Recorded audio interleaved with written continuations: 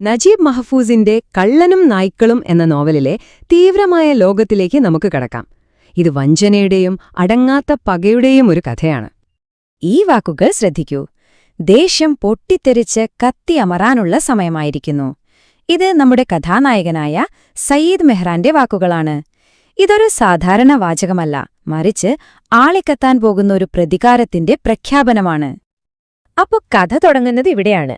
4 വർഷം നീണ്ട ജയിൽവാസം കഴിഞ്ഞ് സയ്യിദ് പുറത്തിറങ്ങുകയാണ്. അവൻ ശരിക്കും ആഗ്രഹിച്ചതെന്താണെന്നോ?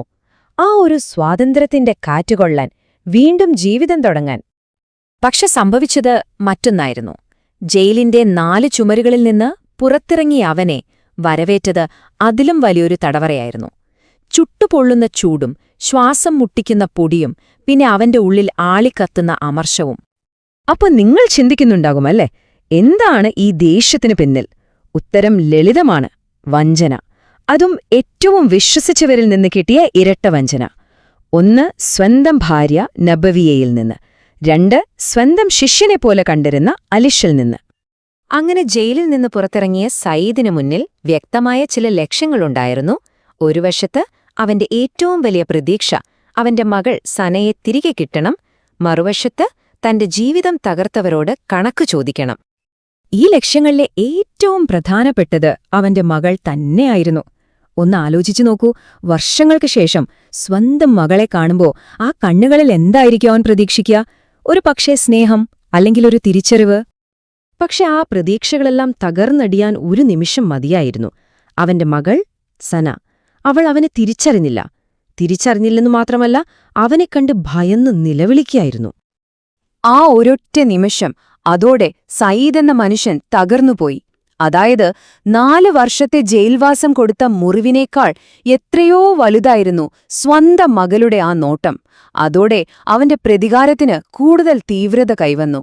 അപ്പോ മകളിൽ നിന്നുള്ള ആഘാതത്തിനു ശേഷം അവൻ എങ്ങോട്ടു പോകും? അവന് ഒരേയൊരാളെ ഉണ്ടായിരുന്നുള്ളൂ മനസ്സിൽ, തന്റെ പഴയ ഗുരു റൌഫ് അൽവാൻ, അവന്റെ ചിന്തകളെയും ആശയങ്ങളെയും രൂപപ്പെടുത്തിയ മനുഷ്യൻ. എന്നാൽ അവിടെയും അവനെ കാത്തിരുന്നത് മറ്റൊരു ഷോക്കായിരുന്നു.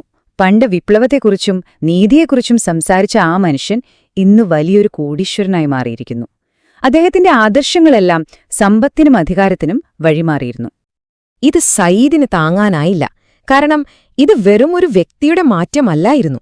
ഇത് സയ്യിദിന്റെ ജീവിതത്തിന്റെ അടിത്തറ തന്നെ ഇളക്കുന്ന ഒന്നായിരുന്നു.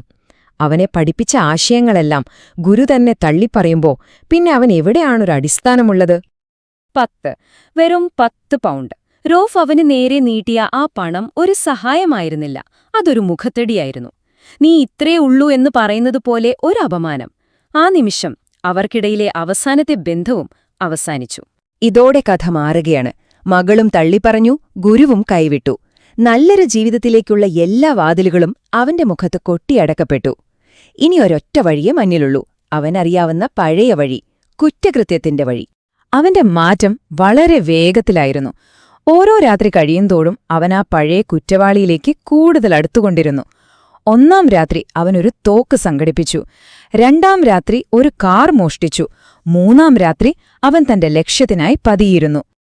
അവന്റെ പ്ലാൻ ശരിക്കും പറഞ്ഞാൽ വളരെ സിമ്പിളായിരുന്നു, പക്ഷേ അത്ര തന്നെ ക്രൂരവും. ഇരുട്ടിൽ കെട്ടിടത്തിനടുത്തേക്ക് ചെല്ലുക, ഒരു ജനൽ തകർക്കുക, അപ്പോൾ പുറത്തുവരുന്ന നിഴലിന് നേരെ വെടിയുതിർക്കുക, എന്നിട്ട് രക്ഷപ്പെടുക. അവൻ തോക്കെടുത്തു, നിറയൊഴിച്ചു. പക്ഷേ എല്ലാം പാളിപ്പോയി.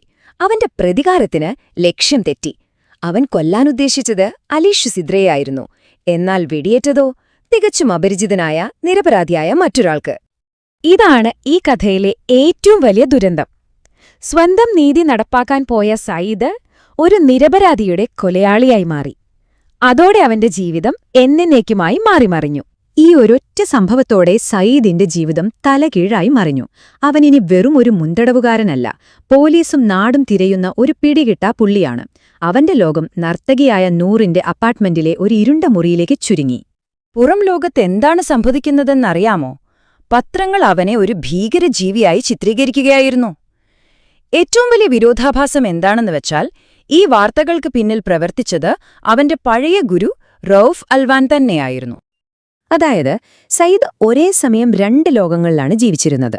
അവന്റെ ഉള്ളിൽ ഒരു നിരപരാധിയെ കൊന്നതിന്റെ കുറ്റബോധത്തിൽ നീറുന്ന ഒരു സാധാരണ മനുഷ്യൻ. എന്നാൽ പുറത്ത് പത്രങ്ങൾ പറയുന്ന കഥയനുസരിച്ച് അവനൊരു ക്രൂരനായ, കണക്കുകൂട്ടിക്കൊല്ലുന്ന ഒരു ഭീകരനാണ്. അപ്പോ എന്താണ് അവന്റെ ഇപ്പോഴത്തെ അവസ്ഥ? ഇരുണ്ട മുറിയിലെ ഒളിവ് ജീവിതം, ചെയ്ത തെറ്റിന്റെ കുറ്റബോധം, പത്രങ്ങൾ ഉണ്ടാക്കിയെടുത്ത ഭീകരരൂപം, എല്ലാത്തിനും മീതെ കൊലയാളി എന്ന പേരുമായി അവൻ പൂർണ്ണമായും ഒറ്റയ്ക്കായി.